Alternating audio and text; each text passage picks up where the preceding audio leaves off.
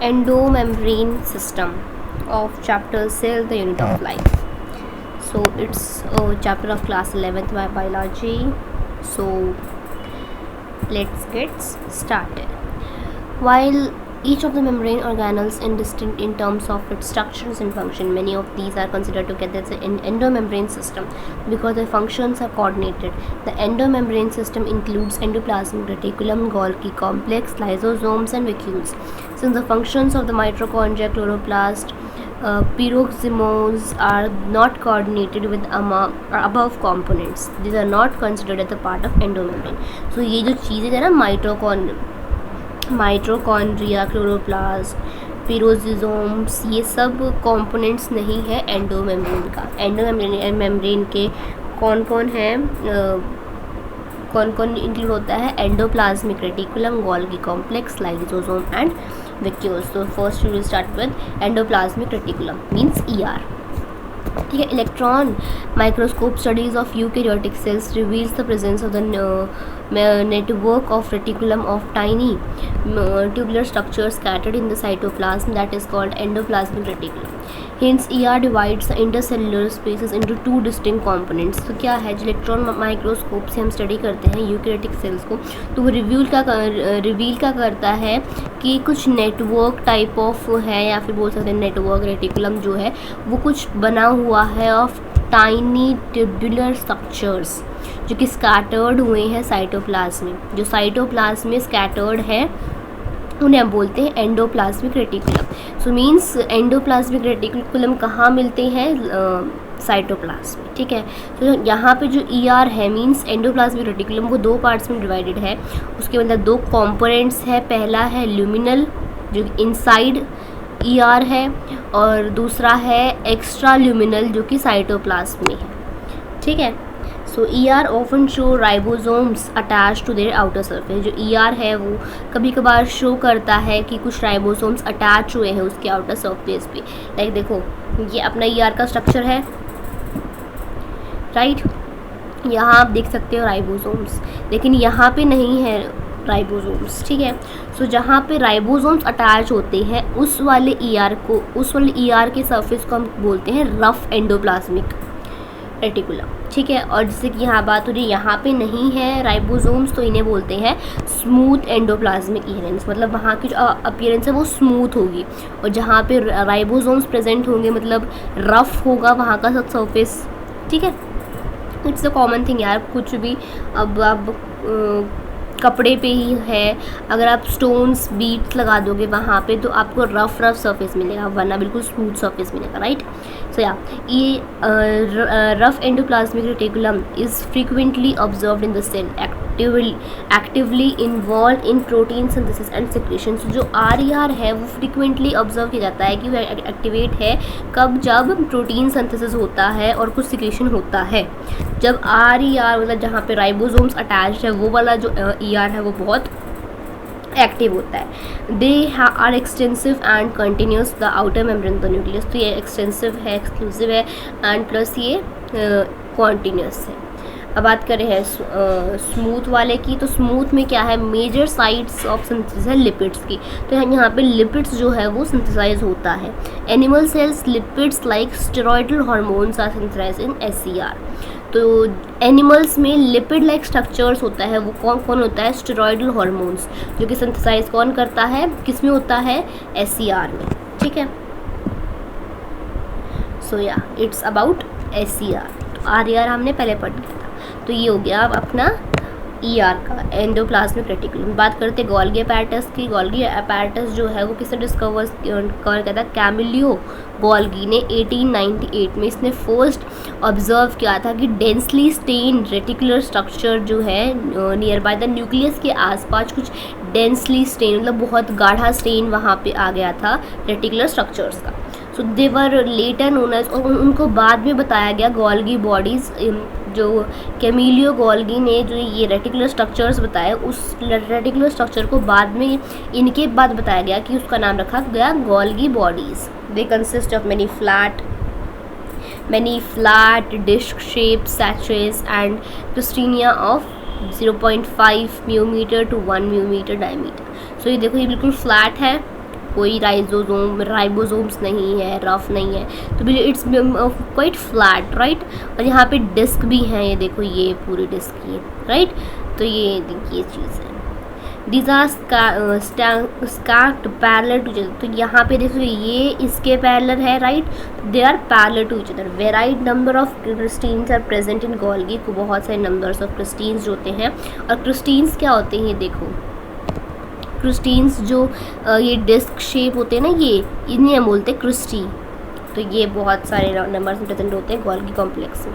तो गोल्गी क्रिस्टीन्स are considerately arrange near the nucleus. तो ये न्यूक्लियस के आसपास रहते हैं विद डिस्टिंक्ट कॉन्वेक्स सिस और the forming of face and a concave trans.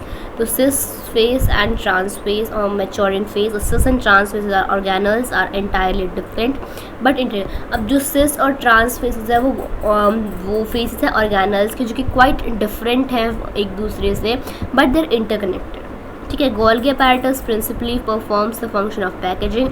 तो गोल्गी परफॉर्म क्या फंक्शन करता है, दे involve the packaging of material to be delivered either on the intracellular targets or secreted outside the cells। तो क्या करते हैं ये पैकेजिंग का फंक्शन करते हैं, या तो उस पैकेजिंग को डिलीवर करते हैं इंट्रासेलुलर टारगेट्स पे, जो टारगेट्स अब जैसे कि हम कोई भी लाइक अमेज़ॉन से हम कुछ भी मंगाते हैं, तो हम डिलीवरी के लिए कोई बंदा आता है, हमें डिलीवर करना चाहता है जो हमने टारगेट भरा है कि भाई तुम्हें इस टारगेट पे वो जो भी मटेरियल है, जो भी अपना हमने जो भी सामान मंगाया है, कि वो सामान तुम इस टारगेट पे पहुंचा के जाना। ठीक है, या तो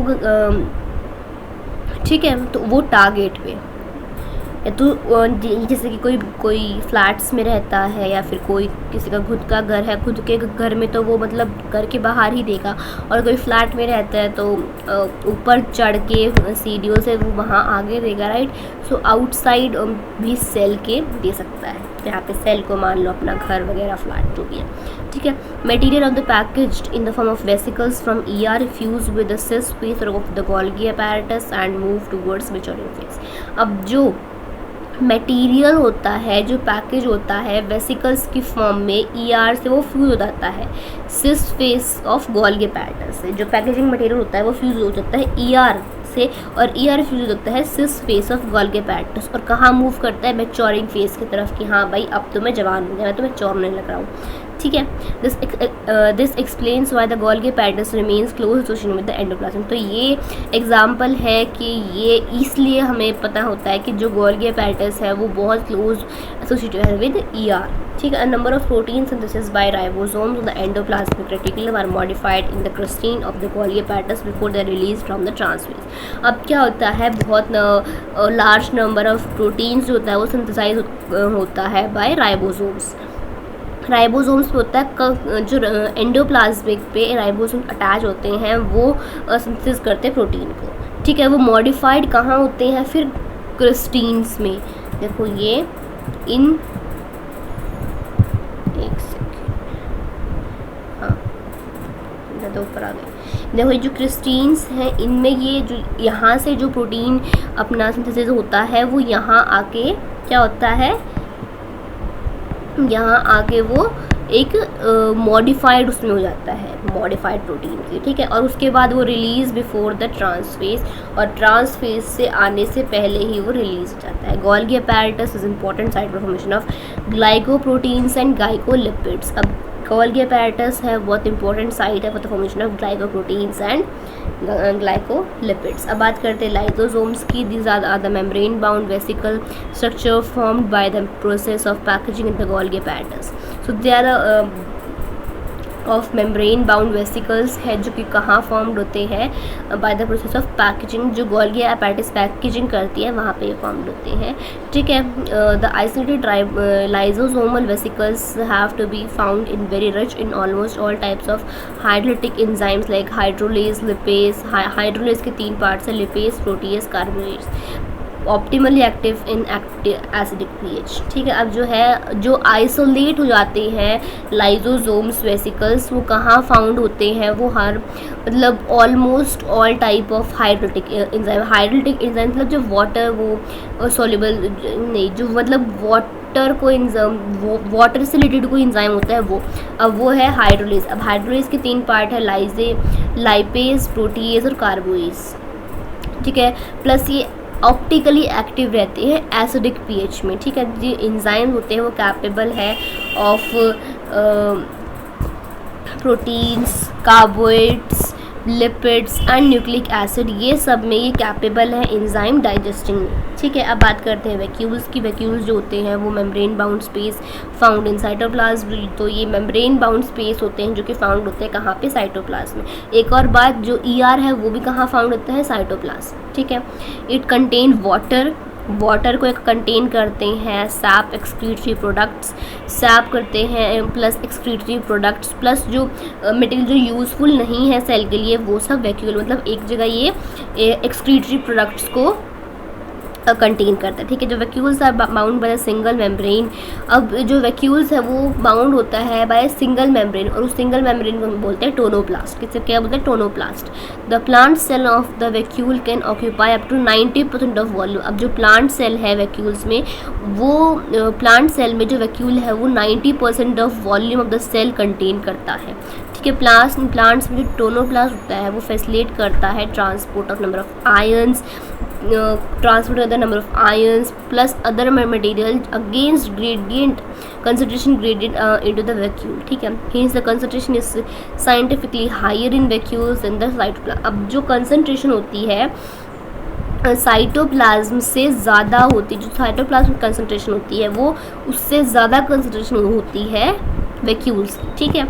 तो अमोएबा पे बात करें तो कॉन्ट्रैक्टाइल वैक्यूल्स होते हैं वो इम्पॉर्टेंट होते हैं ऑस्मो रेगुलेशन के लिए और एक्सक्रीशन के लिए।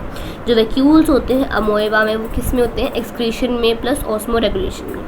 इन many cells as in protists, food vacuoles जो होता है वो फॉर्म्ड होता है by engulfing of food particles. तो जहाँ पे जो फूड वैक्यूल्स मतलब एक्सक्रीटरी प्रोडक्ट्स ऑफ फूड्स जो होते हैं वो कब फॉर्म होता है, जब हम फूड को खा लेते हैं, फूड पार्टिकल्स को हम गटक लेते हैं, उसके बाद ये फूड वैक्यूल्स फॉर्म होते हैं, right. So guys that's all for today, hope you like this video, share it with your friends and subscribe our channel. Bye bye.